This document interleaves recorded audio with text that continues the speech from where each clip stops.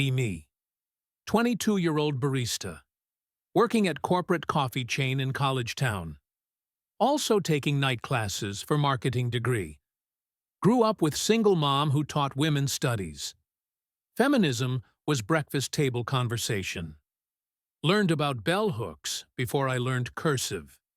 Genuinely believed in all of it.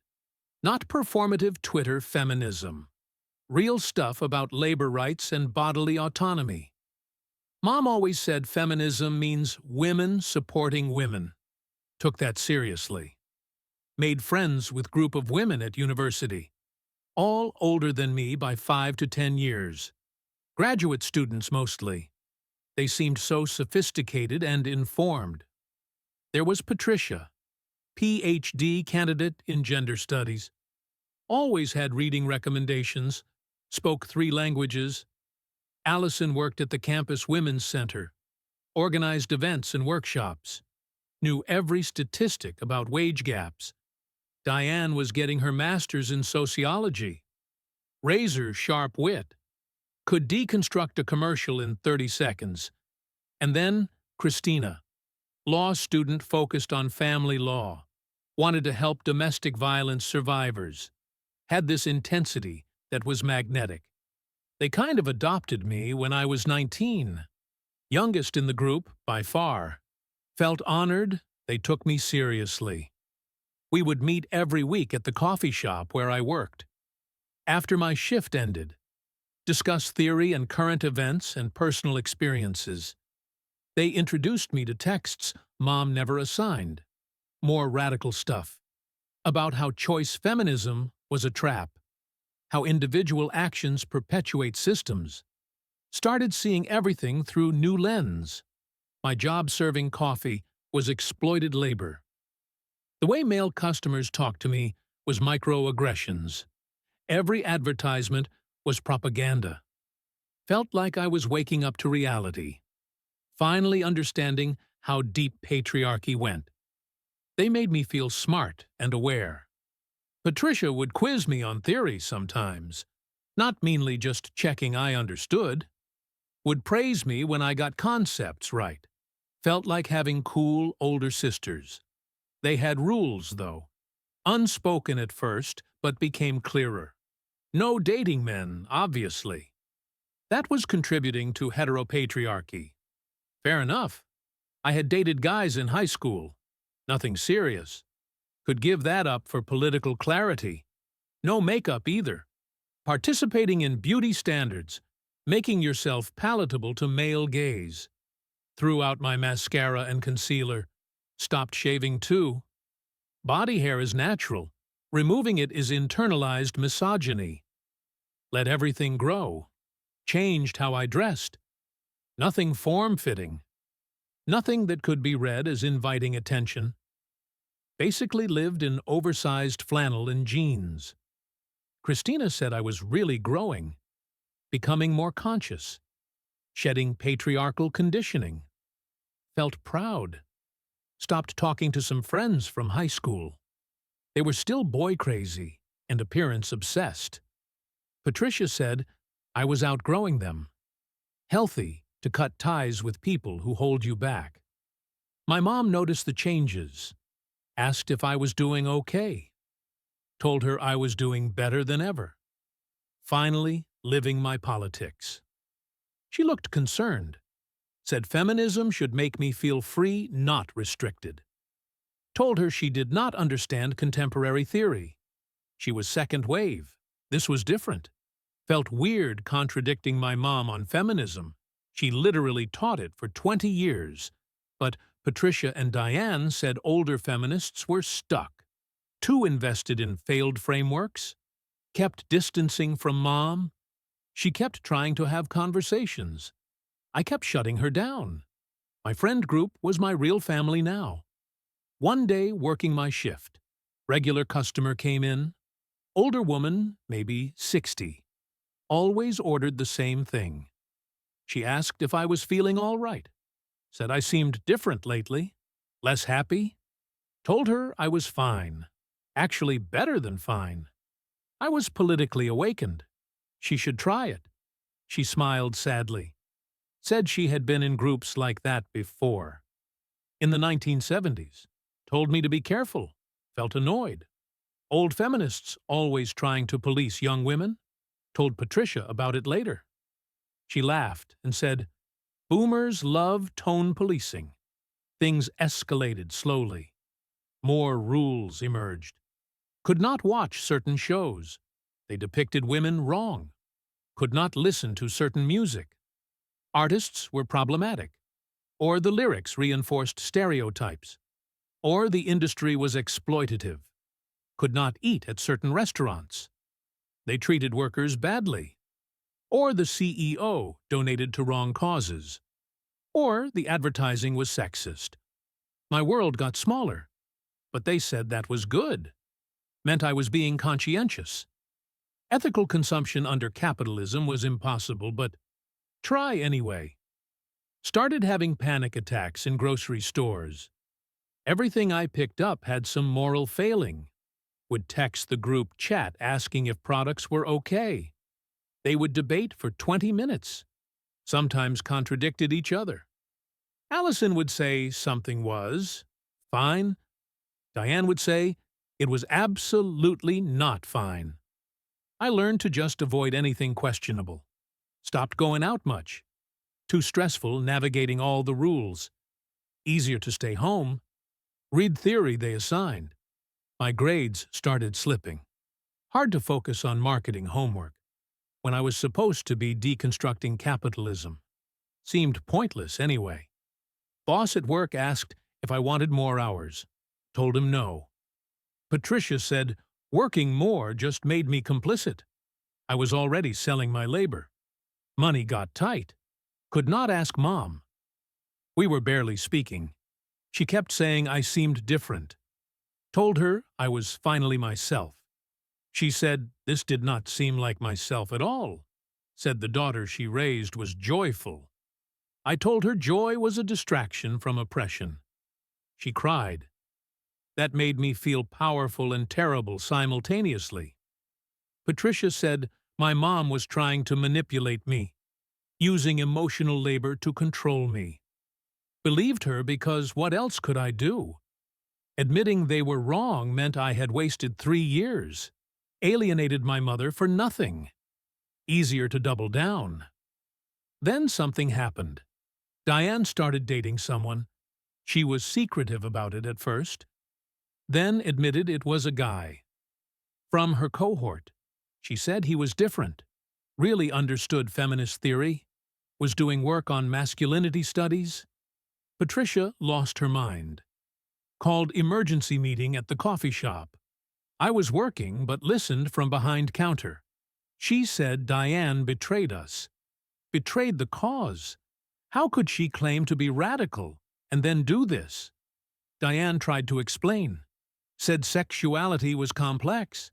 Said he was genuinely feminist. Said personal choices could coexist with politics. Allison said that was choice feminism garbage. Christina said Diane was setting back the movement. I stayed quiet, hoping it would blow over. It did not blow over. They excommunicated Diane, removed her from group chat, stopped taking her calls, told me I had to choose. Keep Diane as friend or stay in the group. Could not have both. Moral clarity required boundaries. I chose the group, felt sick about it. But Diane had broken the rules. Rules I had also followed at great cost. If she got exception, then what was it all for? Saw Diane on campus sometimes after that. She looked happier, actually. That made it worse. Doubled down harder. Became the most orthodox. Pointed out everyone's deviations. Needed to prove my commitment. Patricia praised my vigilance. Said I was becoming a real radical. Felt empty, but ignored it. Emptiness was probably just patriarchy leaving my body. Started policing other women in my classes. If someone mentioned boyfriend, I would comment. About heteropatriarchy. They started avoiding me. Professor pulled me aside once. Said I was being disruptive. Told her I was being educational. She said I was being self-righteous. Reported her to Title IX for creating hostile environment. Patricia helped me write the complaint. Nothing came of it. But I felt powerful. My 22nd birthday came. Mom texted asking to take me to dinner. Told her I was busy. Was not busy. Just could not face her questions. Spent birthday with Patricia and Allison and Christina. They got me book about separatist feminism. Read it that night. Made sense. Men were the problem. Compromise with them was defeat. Only solution was complete separation. Build women-only communities. Started fantasizing about that. Living on land with only women. No contamination from patriarchy. Pure feminist space. Mentioned it to the group. They loved the idea. Started planning seriously. Would save money and buy property. I was working part-time making minimum wage. Had maybe $300 in savings. They did not seem concerned about logistics. Said we would manifest it. Christina found land listing online. 40 acres in rural area. 3 hours from anything. Said we should pool resources. None of us had resources to pool, but we made spreadsheets. Calculated if we all worked full-time for 5 years. Maybe could afford down payment. This became the goal. The escape plan. Work and save. And eventually be free. Gave me purpose. Then Patricia graduated. Got job offer in another city. University position teaching gender studies. We threw her going away party. She said she would keep saving for the land. We would all reunite there eventually. Seemed feasible in the moment. Hugged her goodbye and cried. She left. And the group felt different. She had been the center. The one who knew the most theory. We were unmoored without her. Tried to keep meetings going. But Allison and Christina were busier. Would cancel last minute, reschedule, and cancel again. Group chat got quieter. I would send articles. They would react with emoji, but no discussion. Felt like I was screaming into void.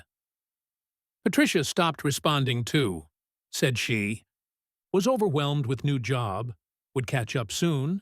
Soon never came. Started spending more time alone, still following all the rules.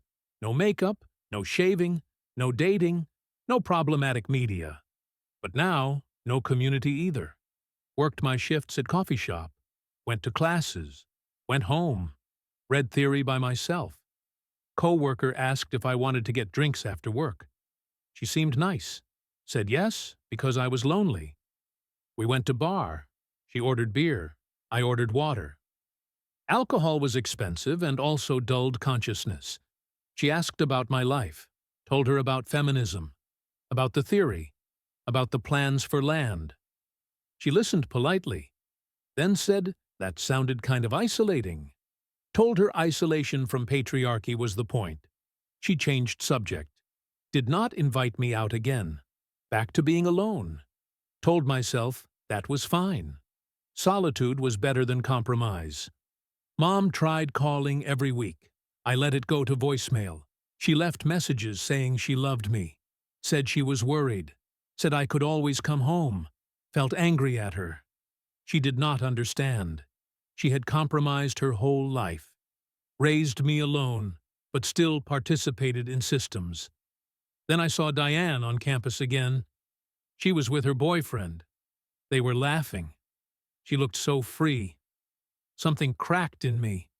She had broken the rules and seemed happier. I had followed the rules and was miserable.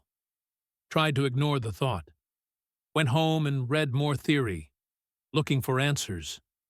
Why did doing everything right feel so wrong? Must be residual conditioning. Started having dreams about the old regular customer, the 60-year-old woman who warned me. In the dreams, she was drinking coffee and smiling. I would try to explain myself and no words came out. Woke up anxious every time. Tried to shake it off. Went to work. Went through motions. One day, Mom showed up at coffee shop during my shift. Had not seen her in person in 8 months. She ordered coffee, asked if we could talk on my break. Told her I was busy. She said she would wait. My break came. Sat down across from her. She looked older, tired. She asked how I was really doing. Told her I was fine. She said I did not look fine. Looked thin and exhausted. Felt defensive. Told her my appearance was not her concern. She said my well-being absolutely was her concern. She was my mother. Something about the way she said it broke through. Started crying. Could not stop. She moved to my side of booth, held me while I sobbed. Did not say anything. Just held me. Told her everything. The rules, the isolation, the friends who disappeared, the land that would never happen. Told her I did not know who I was anymore. Told her I was terrified I had wasted years. Told her I could not admit it was wrong because then what? She listened to all of it. Waited until I was done. Then said something I will never forget. She said, "Feminism that makes you smaller is not feminism. Feminism that isolates you is not feminism. Feminism that requires you to hate yourself is not feminism." Said real feminism expands your life, gives you options, connects you to other women, does not cut you off from the world. Said the political is personal. But personal is also just personal. Not every choice is a referendum on the movement. Asked if I wanted to come home, just for a while, figure things out. Said yes. Moved back in the next week. Quit my job. Took semester off from school. Spent 2 months just recovering. Sleeping normal hours. Eating regular meals. Not reading theory. Mom did not push, just let me exist. Slowly started feeling like person again, instead of ideology puppet. Started therapy. Therapist said, what I described sounded like control, not community. High control group dynamics. Felt defensive at first, then started recognizing patterns, isolation from outside support, impossible standards, punishment for deviation, us versus them mentality. Leader who held all authority. That had been Patricia. Felt stupid for not seeing it. Therapist said I was not stupid. Said young people are vulnerable to this, especially when seeking purpose and belonging. Made sense, but still felt ashamed. Started slowly reconnecting with old friends. From before the group. They were wary at first. I had been judgmental. Apologized for how I acted. Some accepted, some did not. That was fair. Reached out to Diane, told her I was sorry for choosing the group over her, for not defending her. She was gracious, said she understood, said she had been there too. Took her leaving to break the spell. We got coffee, real coffee. Not theoretical discussion of coffee ethics, just talked like normal humans. Felt revolutionary. Asked how she managed to leave. She said falling in love helped. Gave her perspective outside the bubble. Showed her life could be different. Said she still believed in feminism. Just not that version. Not the version that punished women. For being human. Made sense. Started rebuilding my feminism. Reading different things. Mom's old books from the 70s. Found bell hooks again. Read her with new eyes. She talked about love, about community, about feminism as expansive. Nothing like what I had experienced. Realized I had been in cult light, used feminist language, but was really about control. Went back to school next semester. Changed my major. Could not do marketing anymore. Switched to social work. Wanted to actually help people. Not theorize about helping people. Not police other women's choices. Actually provide support. Started wearing what I wanted. Sometimes makeup, sometimes not. Based on how I felt. Shaved sometimes. Did not other times. Body hair stopped being political statement. Just became body hair. Started dating eventually. Went on apps. Met different people. Some men, some women. Felt guilty at first. Heard Patricia's voice in my head, but pushed through. Let myself just see what happened. Met someone. Non-binary person named River. They were kind and funny. Made me feel safe. We took it slow. I was scared of intimacy. Scared of losing myself again. They were patient. Told them everything about the group. Expected judgment. They just said they understood. Had been in similar situation with different ideology. Said high control groups come in all flavors. Political, religious, wellness. All use same tactics. Isolation and purity testing. Helped to hear that. Was not uniquely stupid. Just human. Graduated eventually. Got job at non-profit. Working with young women. Many from difficult backgrounds. Try to give them what I needed. Support without control. Feminism without punishment. Options, not mandates. Sometimes see them making choices I would not make. Have to bite my tongue. Remind myself it is their life. My job is support, not direct. Hard sometimes. Want to save them from mistakes.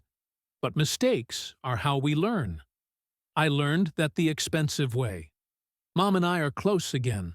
Have dinner every week. She never says, "I told you so," though she would be entitled. Asked her once why she did not intervene harder. She said she tried, but I had to choose to leave. Forcing me would have pushed me deeper. Said hardest thing she ever did was waiting, while I was in that group, knowing she could not save me. Made me cry, understanding how much she loved me, to let me make that mistake, to be there when I came back. Ran into Allison a few months ago, at bookstore downtown. She pretended not to see me. I did not push it. Wondered if she was still in it. Still following the rules. Still waiting for Patricia to buy land. Still believing. Hope she gets out. But no, I cannot make that happen. Everyone has their own timeline, their own breaking point. Mine was seeing Diane happy, and realizing rules had not protected me, had just made me small. Think about that time a lot. 3 years of my life, ages 19 to 22. Formative years spent in high control group. Angry about it sometimes. Grieving what I missed. Normal college experiences, friendships, exploration, but also learned something about how ideology can become weapon, how community can become cage, how purity is a trap. Use that in my work now. Can spot the signs when someone is being controlled versus genuinely choosing. The difference is freedom. Real choice makes you bigger. Opens doors, control makes you smaller. Closes options. Feminism should be the first thing. Liberation for all women, including the one living it. If your feminism makes you hate yourself, makes you isolated, makes you police others, it is not feminism, it is just control. Wearing feminist language like camouflage. Took me years to see that, years to undo the damage. Still working on it. Probably always will be. But I am free now. Free to make choices. Free to make mistakes. Free to just be human woman. Messy and complicated. Sometimes wearing makeup. Sometimes hairy. Sometimes dating people. Sometimes making choices that could be critiqued through structural lens, but are mine. That is the point. Mom was right all along. Feminism should expand your life, not shrink it. Should connect you, not isolate you. Should make you more yourself, not less. Should be about freedom, actual freedom. Not just freedom from patriarchy, but freedom to choose, to exist, to be whole person. River asked me yesterday if I still consider myself feminist. Thought about it. Said yes. But different kind now. The kind that trusts women, including myself, to make our own choices, live our own lives. The kind that builds up, instead of tears down, supports instead of polices, loves instead of judges. That is feminism worth having. Feminism that made me more, not less. Feminism that brought me home. Still believe women deserve equality. Still believe in reproductive rights. Still believe in fighting discrimination. Still believe in all of it. Just do not believe anymore that I have to destroy myself to prove commitment. Do not believe anymore that suffering equals consciousness, that isolation equals purity, that judgment equals activism. Learned better. Learned that joy is resistance, connection is strength, and choosing your own path, even when imperfect, is the most feminist thing a woman can do. Took losing everything to learn that, but learned it. Now I try to live it.